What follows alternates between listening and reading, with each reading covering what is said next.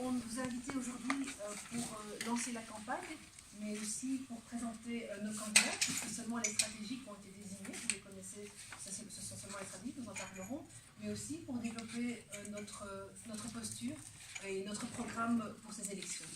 Alors, l'urgence aujourd'hui, elle est de deux côtés, elle est climatique, elle est sociale.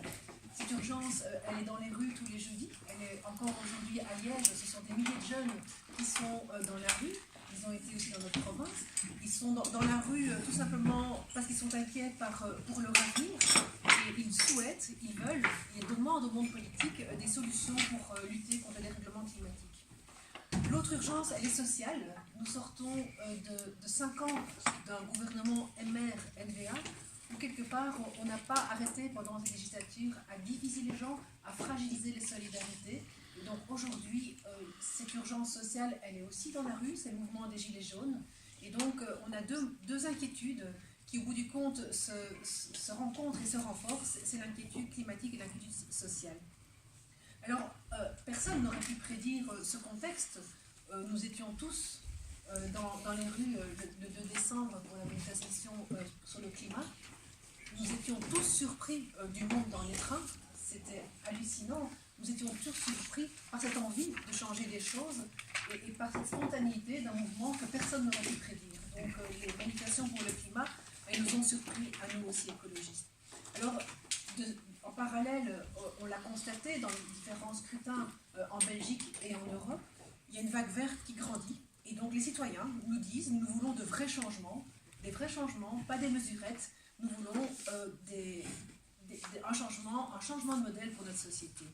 Alors notre responsabilité, à nous écologistes, elle est humble, mais elle est aussi énorme, parce que c'est aujourd'hui et maintenant que nous pouvons, que nous devons, que nous avons le pouvoir de donner les inflexions nécessaires pour mettre en œuvre une transition qui soit à la fois écologique et solidaire et qui puisse renforcer les solidarités. Et donc cette transition écologique et solidaire, elle ne sera pas l'un sans l'autre. Nous pensons que contrairement, l'une renforcera l'autre en fait, et que les mesures que nous prendrons pour le climat renforceront la dignité humaine et diminueront les inégalités sociales que nous rencontrons aujourd'hui dans notre société. Alors, je vais céder cette manière d'infléchir, de donner de nouvelles dispositions à notre société, nous ne le ferons pas seuls. Nous ne le ferons pas seuls, nous avons besoin d'alliances. Ces alliances, nous les voulons fortes, et nous les voulons avec le monde économique, avec les start-up, avec le monde de la recherche, mais surtout avec les citoyens. Les citoyens aujourd'hui ont inventé d'autres formes de solidarité, et donc en province du Luxembourg, c'est hallucinant, que ce soit dans le bassin de vie en Gaume ou à Marche, il y a un film maintenant qui s'appelle Aujourd'hui, c'est aujourd'hui, hein, qui est vraiment toutes des solidarités, que ce soit le réseau Solidairement, que ce soit l'UCEOL, toutes des coopératives citoyennes, où les citoyens ont pris les choses en main pour un monde plus juste. Et donc nous voulons justement cette alliance le faire avec les citoyens et avec la société civile. Donc je cède la parole à Jean-Philippe pour développer ces alliances et qui seront l'essentiel de notre programme. Alors ces alliances, il y en a 4 alliances que nous voulons bâtir. Une alliance pour le renforcement démocratique. Là, ça concerne la gouvernance, la manière de faire de la politique et également la participation des citoyens, que nous pensons essentielle dans le cadre de la transition. L'alliance des solidarités, pour répondre effectivement aux questions légitimes des personnes les plus fragilisées, des gilets jaunes. Il est plus que temps de renforcer les systèmes de solidarité, lutter contre les inégalités. L'alliance pour un redéploiement économique. Et là, nous, ce qu'on a comme vision, c'est une économie qui est basée sur des entreprises durables, des entreprises positives, avec de l'économie circulaire. Donc quelque chose de moderne, contrairement à parfois l'image qu'on veut nous accoler, c'est quelque chose d'éminemment positif et moderne que le redéploiement économique dans le cadre de la transition. Et enfin, et bien évidemment, obligatoirement, une alliance pour la planète, pour lutter contre le réchauffement climatique à tous les niveaux de pouvoir. Le GIEC, vous le savez, nous a donné 12 ans. 12 ans pour infléchir le défi planétaire qui est devant nous, qui est de rester sous les 1,5 degré de réchauffement global. C'est un défi énorme et donc on doit être aussi présent sur la question et bâtir cette alliance pour la planète. Je ne vais pas détailler les 237 propositions de notre programme aujourd'hui, vous n'en voudrez pas. Par contre, voilà, vous les aurez de toute façon sur le magazine programme que vous avez ici. Par contre, j'ai envie de souligner ce que nous appelons les propositions basculantes, celles qui sont réellement capables de mettre en marche la transition, de changer de cap au niveau de la société, de la Belgique. Alors je précise également que ce programme, il est européen, il est fédéral, il est régional en même temps. C'est un programme qui est transversal parce qu'on se rend bien compte que ces alliances, nous les bâtirons à tous les niveaux. L'énergie, obligatoirement bien sûr, donc renforcer tous les mécanismes pour l'isolation des bâtiments publics, des bâtiments privés, via le renforcement des écoparcs en Wallonie, passer aussi d'une TVA de 21% à 6% pour la construction de maisons passives ou à haute performance énergétique pour les investissements et les rénovations économisatrices d'énergie. Généraliser les prêts à taux zéro, donc ça dans le cadre du tiers investisseur, mais également aider les entreprises dans le cadre du tiers investisseur, c'est dans le cadre des entreprises. Soutenir également les coopératives, Cécile en a parlé, elles sont nombreuses ici en province de Luxembourg et ailleurs en Belgique. Soutenir ces citoyens qui sont déjà en transition, qui ont déjà commencé à changer de cap. Les énergies renouvelables, notre objectif, eh bien, c'est 2030, donc d'ici une dizaine d'années, 2030, avoir 50% de production de l'électricité d'origine renouvelable. Et bien sûr, sortir du nucléaire, comme il est prévu entre 2022 et 2025. La mobilité. Là, notre ambition, c'est de tripler le nombre d'usagers dans les différents modes de transport publics. Le train, le bus, le tram pour les villes qui en sont dotées. Et donc, pour ce faire, nous voulons ajouter, on parle bien de moyens supplémentaires, 7 milliards en 5 ans pour la SNCB, la STIB et le TEC. En province de Luxembourg, plus précisément, eh bien, la mobilité, ce sera développer le rail et en fait renforcer son rôle structurant de la mobilité en province de Luxembourg. C'est d'en faire aussi le moyen de transport par excellence pour se rendre au Grand-Duché de Luxembourg, le pourvoyeur d'emploi. Et donc, ça signifie terminer, bien entendu, les travaux qu'il y a actuellement sur la ligne Namur-Arlon. Ça signifie le park and ride de Stockholm. Enfin, ça signifie également doper un peu la ligne 165, Virton, pour avoir un train direct vers Luxembourg, qui permettrait également de faire passer énormément de flux via cette ligne. Cette ligne, d'ailleurs, elle est passée, vous le savez, en cadencement horaire, ce que nous saluons. Je pense que l'objectif maintenant, ça doit être d'avoir 2 trains par heure et permettre une réelle fluidité sur cette ligne. Au nord de cette ligne, nous voulons lancer le projet de relancer la ligne Libramont-Bastogne et à terme, l'avenir, ce sera de la relier vers Wilt, vers le Grand-Duché. La voiture partagée sera également un des éléments de la mobilité de demain. Parce qu'on se rend compte que c'est un excellent complément au transport public, et il faut l'avoir de manière complémentaire. Savoir également que lorsque des ménages font le pas d'utiliser la voiture partagée, les études montrent qu'on élimine de nos routes 6 voitures, généralement. Parce que la voiture partagée, forcément, elle reste moins immobile, elle permet à davantage de personnes de l'utiliser. Donc, les voitures partagées, le covoiturage sont également des solutions d'avenir complémentaires. Écolo veut définir un plan cycliste qui inclut en premier lieu l'aménagement de couloirs verts, des couloirs verts qui permettent de rentrer dans les villes, même les petites villes, à l'intérieur via des couloirs verts cyclistes sécurisés. On doit également, en province de Luxembourg, là je crois que c'est essentiel, revoir le maillage des différentes pistes cyclables. Souvent, vous avez des bouts éparpillés qui ne sont pas toujours interconnectés, et puis vous le savez, il y a des endroits où il est même dangereux de faire du vélo. Aujourd'hui, on pense que chaque nouvel investissement dans la réfection des routes doit s'accompagner d'une réflexion et de l'aménagement de pistes cyclables sécurisées. Enfin, puisqu'on parle beaucoup de la voiture salaire, Écolo soutient un budget mobilité, qui soit un budget qui soit plus global, mais surtout qui soit accessible à tous les travailleurs. Parce que vous le savez, la voiture salaire, c'est pour certaines personnes, c'est vrai que c'est un avantage très intéressant, mais seulement pour certaines personnes, mais elle est payée par l'ensemble de la société. Là, tous les travailleurs doivent pouvoir bénéficier d'un budget de mobilité à travers un crédit d'impôt.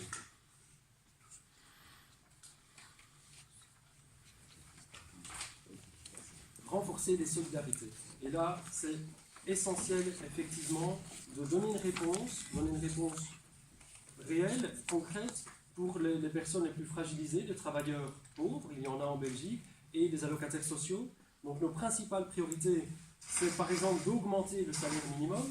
Il doit être à 14 € de l'heure, je parle de montant brut, et à 2300 € brut pour un temps plein. Relever progressivement la pension minimale à 1500 €. Il est lié aussi la pension à l'index au bien-être. Essentiel également, individualiser les droits et supprimer ces effets pervers du statut du cohabitant légal. Vous savez qu'aujourd'hui, on arrive à avoir des contrôles pour voir si des allocataires sociaux ont 2 brosses à dents dans leur salle de bain. C'est inadmissible, et ça c'est une revendication de longue date chez Écolo. Il faut y arriver. Pour lutter contre le sans-abrisme, même dans notre province, vous savez qu'il y a également dans les villes des problèmes de logement, de personnes qui sont exclues de leur logement sans alternative, sans relocalisation directe. Eh bien, on veut systématiser l'approche Housing First, qui consiste à d'abord offrir un logement décent pour permettre aux sans-abri, pour permettre simplement à des gens qui ne sont pas sans-abri mais qui sont en menace de le devenir, d'avoir cette garantie et pouvoir se reconstruire et s'intégrer. Lutter contre la précarité énergétique, ça aussi c'est un des dossiers phares pour nous, parce qu'on est bien conscient que uniquement augmenter le prix des énergies fossiles sans tenir compte de la difficulté qu'ont beaucoup de nos concitoyens à se chauffer, ce serait une erreur. Alors, pour ce faire, on veut plutôt que de diminuer la TVA comme il a été question à un moment donné et qui finalement bénéficierait aux plus gros consommateurs, aux plus gros revenus en réalité, ce serait de baser le tarif social sur non pas le statut, mais simplement l'ensemble des revenus. Rendre gratuit les cantines scolaires, pour les enfants issus de ménages à faible revenu, et que les activités extrascolaires bénéficient également d'un financement régional. Et j'ajouterai encore ici, rendre effectif l'obligation de l'enseignement gratuit, on le sait, via parfois oui, des mécanismes, des subterfuges, des écoles qui sont contraintes de le faire pour leurs activités, demandent malgré tout une intervention des parents, donc vraiment rendre effectif cette gratuité. L'agriculture et l'alimentation, très important bien sûr dans notre province verte. Très simple, une taxe zéro TVA pour les produits issus d'une production locale, biologique, non transformée. À partir de ce moment-là, vous pourriez mettre sur le marché des produits sans TVA. Orienter au maximum les aides régionales qui nous viennent de la PAC, qui sont d'orientation régionale, les orienter vers une production durable, non intensive.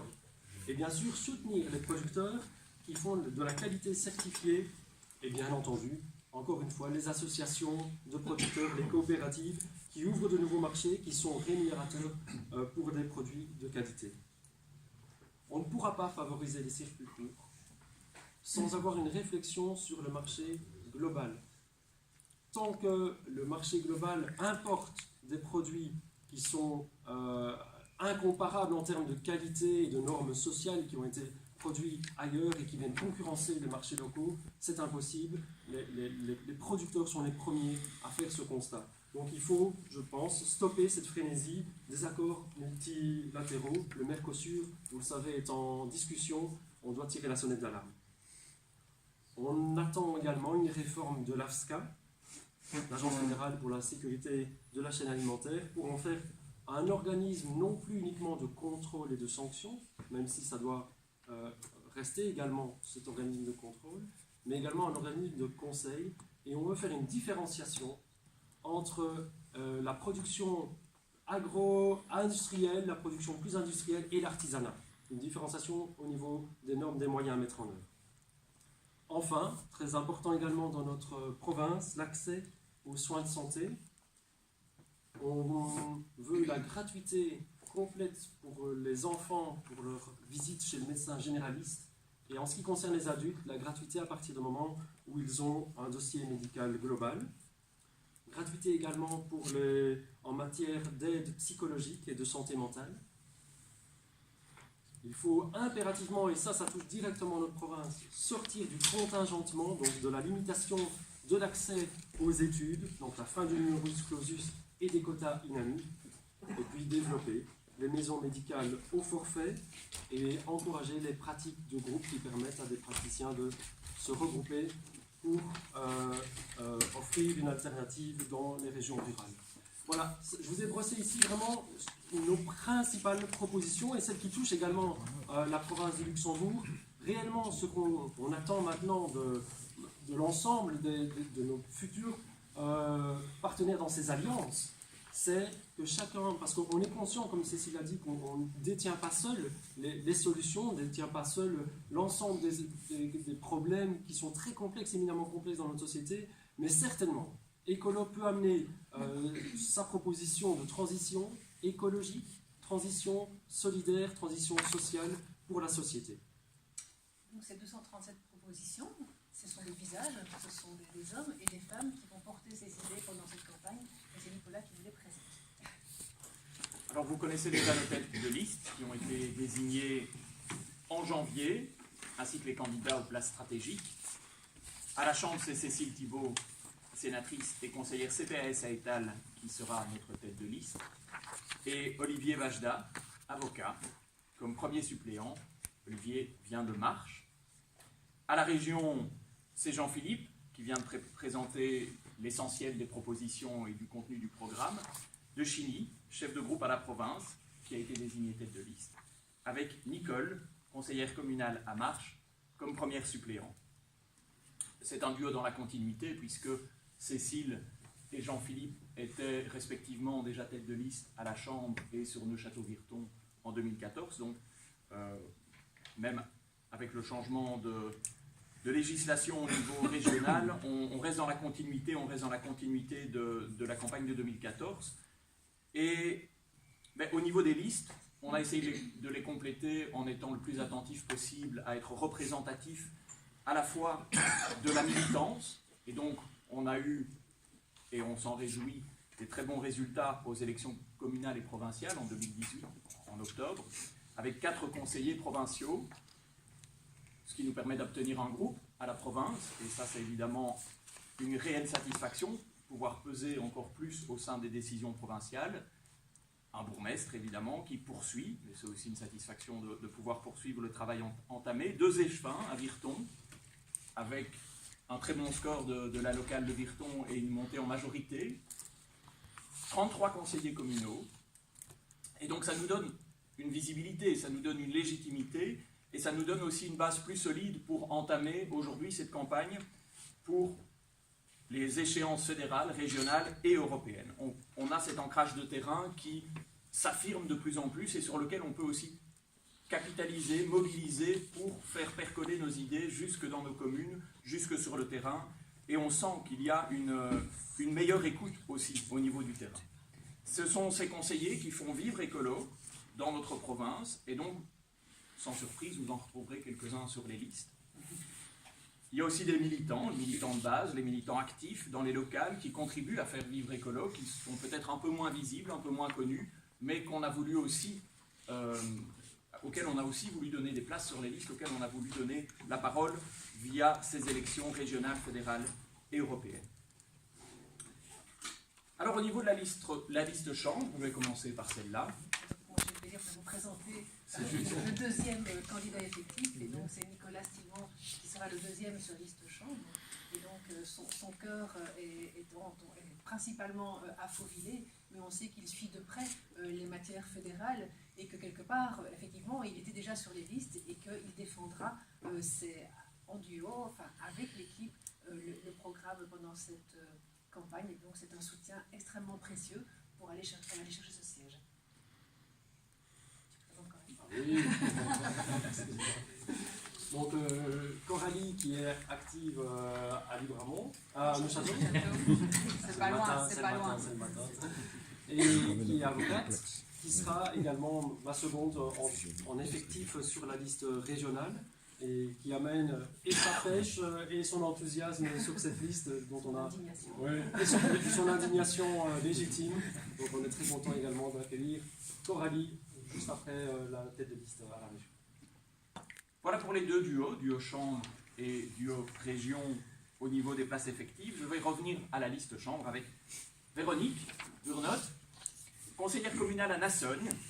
C'est son second mandat. Un second mandat qui est dû notamment à son travail de proximité avec les associations. Donc c'est quelqu'un, Véronique, qui est très active dans les associations, qui est aux côtés des Nassoniards, et surtout aussi une présence au conseil communal en bonne entente, de manière constructive, en bonne intelligence avec la majorité. Elle essaye vraiment d'amener ses propositions et de convaincre, ce qui ne l'empêche pas évidemment d'avoir ses chevaux de bataille et ses coups de gueule, si je puis dire, puisqu'il ne faut pas lui parler d'élevage industriel de poulet, notamment, il vaut mieux éviter. Véronique est aussi administratrice à l'AIVE.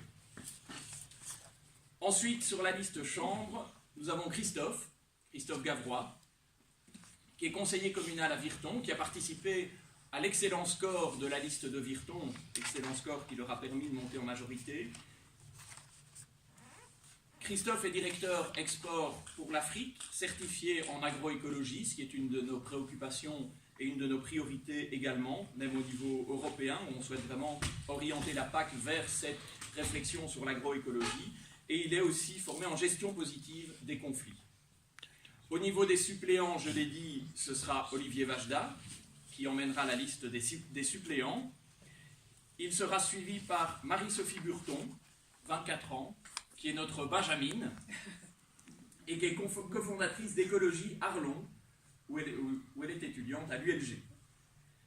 Arlon également, Morad Lacli, conseiller communal. La locale d'Arlon est bien représentée, sans surprise, puisque c'est une locale qui a aussi, comme Virton, fait un excellent résultat et qui a pesé, malheureusement, sans pouvoir monter en majorité.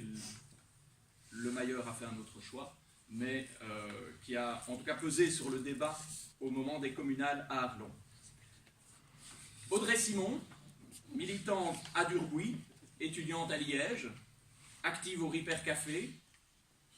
Alors Audrey, c'est aussi un mode de vie qui, justement, se plie entièrement à ses idéaux, puisqu'elle a fait le choix de vivre sans voiture, et c'est toujours un défi au quotidien. Et c'est donc quelqu'un qui sera particulièrement attentive à la question des transports en commun au quotidien, comment justement permettre, même dans une province comme la nôtre, où on se dit ça doit être impossible de vivre sans voiture en Luxembourg, elle le tente au quotidien, et donc elle est très à même de nous dire quelles sont les solutions et vers quoi on doit aller pour développer cette multimodalité et cette complémentarité entre les transports en commun. Je vais repasser la parole à Cécile pour présenter Jacques de la Colette, qui ne peut pas être avec nous aujourd'hui. Il faut vous présenter Jacques de la Colette. Donc, Jacques de la Colette est un militant depuis quelque temps, qui nous a rejoint en 2012. Et donc, Jacques est secrétaire de l'OGBL, ERES, et donc il travaille avec tous les frontaliers de la province du Luxembourg. Il défend les intérêts de tous les frontaliers de la province du Luxembourg. Alors effectivement, dans son syndicat, il est confronté tous les jours au problème de mobilité pour les frontaliers, et donc il est un ardent défenseur de la ligne 42, mais il défend aussi dans son syndicat des problématiques très prégnantes pour nos frontaliers belges, que ce soit les chèques accueil-service dans les crèches, ou encore les conditions d'octroi des pensions d'invalidité. Alors, j'ai sollicité Jacques, c'était pas évident pour lui, donc les élections sociales, c'était mardi dernier, et donc il avait un devoir de réserve par rapport à cette fonction. Il a 55 ans. Aujourd'hui, c'était le moment pour lui de s'engager. On est très content qu'il nous ait rejoints. Donc, on travaille avec lui depuis un petit temps, mais il va pouvoir travailler de manière dans la lumière. Et donc, pour Jacques, voilà, lui, l'engagement fondamental qui l'a motivé à nous rejoindre, c'est la justice fiscale pour permettre cette solidarité et les évolutions climatiques nécessaires au changement de notre société. Et donc voilà, Jacques a la griffe aujourd'hui, il regrette de ne pas être présent avec nous. Nous avons mis son numéro de téléphone, vous pouvez le joindre sans souci. Et alors pour terminer la liste des suppléants à la Chambre, Sophie Michel, dans le fond, assistante parlementaire de Cécile. Sophie a été à ses côtés dans tous les dossiers clés de la législature, donc c'est quelqu'un qui connaît les dossiers, qui connaît les sujets et qui peut s'inscrire dans la continuité aussi de ce qui a été proposé. Elle est active aussi au Conseil de fédération, qui est notre parlement interne au niveau des colos, et elle a mené d'une main de maître la rénovation de la maison luxembourgeoise de l'écologie, nos locaux à Arlon. On lui doit d'être bien installé maintenant à la maison luxembourgeoise de l'écologie. Pour la liste région, vous avez déjà la présentation des deux effectifs. Viendra ensuite le petit frère de José Bové, notre José Bové ardennais, François Rion. Ça fait à chaque fois. À chaque fois, le grand frère. François Rion, très actif dans sa commune, puisqu'il est conseiller communal à Vielsalm, où il n'hésite jamais à s'indigner au conseil communal avec une verve qu'on lui connaît et un humour aussi qu'on apprécie. Mais c'est toujours évidemment en pertinence et dans une volonté de justement amener à plus de cohérence la majorité à Vielsalm. Ça fait des années maintenant qu'il nous représente. Si bien peur que ce soit le quatrième membre. Brigitte Pétré, conseillère provinciale et spécialiste de la question Vivalia. Brigitte est particulièrement sensible aux situations des personnes les plus fragilisées. Elle est notamment présidente provinciale de la Croix-Rouge. Et elle est particulièrement sensible à la question des migrants. Elle était aussi hébergeuse de migrants. Donc elle vit aussi avec conviction les valeurs que nous défendons. Adrien Auton, devant, de Saint-Hubert, accompagnateur de train, délégué CSC Transcom, délégué aussi au Conseil de fédération, notre parlement interne, membre de l'Académie verte, donc déjà fortement impliqué au sein du parti, et très actif aussi sur les réseaux sociaux, où il défend nos valeurs et nos convictions, parfois contre l'adversité, mais il tient bon. Annie Goffin, notre nouvelle échevine à Virton, échevine de la transition écologique. Vous savez que c'est aussi une des grandes nouveautés. Beaucoup de communes se sont mis, grâce à la vague verte, à la transition écologique et ça apparaît clairement dans le nom de certains échevinats. C'est le cas ici. C'est vraiment une de ses grandes préoccupations. Échevine aussi de la biodiversité en charge de l'agriculture, du tourisme et de l'accueil extrascolaire. Elle est également évidemment très impliquée dans le monde associatif, ce qui explique la bonne campagne et l'excellent résultat qu'ils ont réalisé à Virton. C'est aussi cette mobilisation au sein et auprès des associations. Elle est préoccupée par la pauvreté dans sa commune et elle portera ses valeurs sur la liste régionale. Au niveau des suppléants, je l'ai dit, Nicole sera première suppléante. Ensuite, elle sera accompagnée par André Chanteux, conseiller communal à Bertry. C'est un des membres fondateurs d'Écolo Luxembourg et d'Écolo. C'est un habitué des élections, ça fait des années qu'il milite à nos côtés, mais c'est pour la première fois en tant que conseiller communal qu'il sera sur cette liste région. Liv Van Burgenhout, nouvelle conseillère communale à Étal, spécialiste des questions de handicap mais aussi d'énergie. Liv est notre candidate Erasmus, puisque vous le savez, on essaye d'avoir des candidats Groen sur chacune de nos listes, et Liv représentera les couleurs de Groen. Elle a d'ailleurs déjà perdu l'accent, c'est dire comme elle sait. Ensuite, Corentin Genotte, 24 ans, membre de l'Académie verte. Il participe également au Venture Lab, il est très curieux, très impliqué dans le parti également. Il est étudiant à Liège. Après Corentin, nous avons Claudia Massot, qui est de Musson. Oui. Elle est conseillère communale à Musson, elle est infirmière en soins intensifs et aide médicale urgente, coordinatrice, locale pour le don d'organes aussi, donc impliquée dans les questions de santé qui sont dans nos priorités, comme Jean-Philippe l'a évoqué tout à l'heure. Hugues Pierrard, Libramont, psychologue, conseiller dans un carrefour emploi. Il a réussi à faire vivre la locale de Libramont, qu'il a mobilisée pour l'échéance électorale, juste avant les élections communales, et il souhaite continuer cette implication aujourd'hui sur la liste région, au niveau de la dernière place de suppléance. Alors, ces listes, c'est une volonté d'être le plus représentatif possible, évidemment, au niveau à la fois géographique, c'est toujours la question, essayer de représenter l'ensemble de la province, mais représenter l'ensemble de la province, c'est aussi représenter l'ensemble des générations. On a été attentif à être représentatif à ce niveau-là aussi, avec parfois des militants de très longue date, parfois des militants qui nous ont rejoints récemment, mais vous l'avez entendu, notamment quand j'ai parlé des plus jeunes des militants qui nous ont rejoints, c'est pas parce qu'ils nous ont rejoints récemment qu'ils ne sont pas déjà extrêmement impliqués, que du contraire, ils sont déjà très impliqués, et on a vraiment à ce niveau-là une liste qui est représentative, au niveau professionnel aussi, au niveau des différentes professions et aussi des différentes préoccupations. On a essayé de tenir compte justement de chacune des priorités que Jean-Philippe a énumérées juste avant, pour qu'elles puissent être portées par des personnes qui les vivent et pas simplement par des discours. Donc on a vraiment été chercher des personnes qui peuvent, sur l'agriculture, sur la santé, sur les transports en commun, nous amener leur expérience concrète du terrain. Alors, hier soir, vous le savez peut-être, nous avons eu le plaisir d'écouter à Arlon la conférence de Philippe Lambert. Ce n'était pas un hasard qu'il soit à Arlon hier soir. Je laisse la parole à Cécile pour présenter notre candidat à l'Europe. Et donc c'est une tradition, nous avons à chaque fois eu un candidat luxembourgeois sur les listes européennes.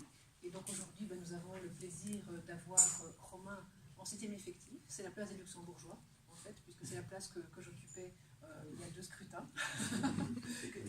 Et que Michel Bourlet occupait aussi. Et donc Romain, vous le connaissez tous en fait, c'est notre conseiller communal à Arlon. Le catalyseur d'une dynamique d'ouverture à Arlon, puisque c'est Écolo Plus, donc il a réussi à rassembler la société civile avec des résultats assez vraiment fabuleux pour le chef-lieu, puisque Écolo est le 2e parti à Arlon. Donc c'est vraiment un bon résultat. C'était important pour nous qu'il soit sur la liste. Et donc je ne sais pas parole maintenant, 2 secondes. Oui, c'est Enfin, pas 2 secondes, pardon. Allez, en 4 secondes. Donc, en effet, l'Europe en province de Luxembourg, c'est une réalité de tous les jours, aux 3 frontières, aussi avec tous ces travailleurs frontaliers, un actif sur 2 dans le sud de Luxembourg, chaque jour passe la frontière pour travailler. Et donc, cette réalité, c'est aussi une Europe à 2 vitesses, avec d'une part une Europe économique qui s'est faite, mais une Europe sociale qui est toujours en attente. Par rapport à cela, nous écologistes, on veut un New Deal, on veut un Green New Deal, parce qu'on est persuadé que l'avenir de l'Europe se fera par la transition écologique, passera par le développement durable. C'est un moyen pour d'une part faire de l'Europe un acteur moteur de la transition écologique, mais c'est aussi un atout énorme en matière économique.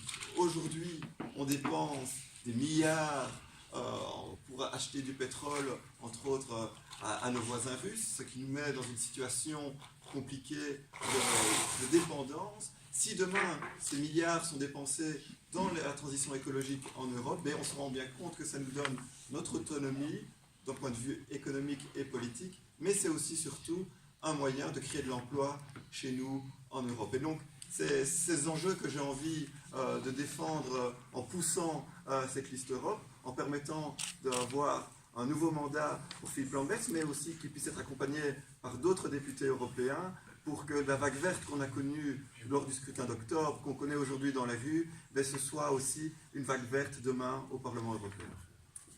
Merci Romain. Mais donc voilà, nous avons tous ces candidats-là sont prêts à partir en campagne. Et donc pour un changement du système, ce changement du système, nous souhaitons désirable. Donc aujourd'hui, la mobilité en Luxembourg, on la connaît. Certains sont venus en voiture partagée, d'Arlon en Cambio. D'autres sont venus depuis la gare à vélo. D'autres utilisent des trottinettes, pas aujourd'hui, mais au jour le jour, dans leur transport en commun. J'habite le village de Buziol. Je ne vais pas exiger demain un bus toutes les heures, mais par contre, j'aimerais pouvoir rejoindre la chaussée de Virton, où il y a un bus toutes les heures. Je voudrais pouvoir laisser mon vélo au bord, à l'arrêt tech, et je voudrais pouvoir rejoindre à la gare. C'est possible et c'est désirable. Vous savez, les jeunes d'aujourd'hui, en 2018, 18% des jeunes n'ont pas passé leur permis de conduire. Et donc cet avenir, il est désirable et nous le souhaitons et la rue le soutient aussi. Et donc voilà, c'est vraiment un message que je voulais passer. Donc nous avons envie de faire bouger les lignes. Et donc nous voulons passer d'un système effectivement qui exploite la planète et les humains, c'est une réalité, qui est basée sur la maximisation des projets pour seulement quelques-uns, et nous voulons un système qui permet à chaque être humain qu'il ait droit tout simplement à la dignité humaine et à une qualité de vie. C'est vraiment là tout le sens de notre action. Alors, les écologistes luxembourgeois, nous avons une liste à la Chambre, nous avons pour la première fois une liste unifiée à la région, et nous en sommes les principaux artisans, nous en sommes fiers, parce que ce n'était pas un combat pour un parti politique, c'était un combat de principe, pour un partage, pour une meilleure représentativité des candidats, mais aussi une meilleure représentativité que les citoyens puissent être représentés au Parlement fédéral et à la région. À la région, c'était encore plus difficile. Petite parenthèse, Jacques de la Colette, à l'époque, a signé la requête au Conseil d'État, c'est important de le dire, en tant que société civile. Donc, aujourd'hui, voilà, nous voulons transformer l'essai, 2 élus. Un élu à la région, c'est bien parti. L'élu à la Chambre, c'est vraiment un poste de combat. Et donc, ici, tous autour de la table, nous sommes tous au rendez-vous, et les autres, autour de la table, et tout le monde ici présent, nous sommes tous au rendez-vous, conscients de notre responsabilité, effectivement. Donc, le momentum politique est unique, l'heure est au vert, et nous pensons qu'Ecolas, et nous voulons qu'Ecolos soit au cœur du changement. Je vous remercie pour votre attention.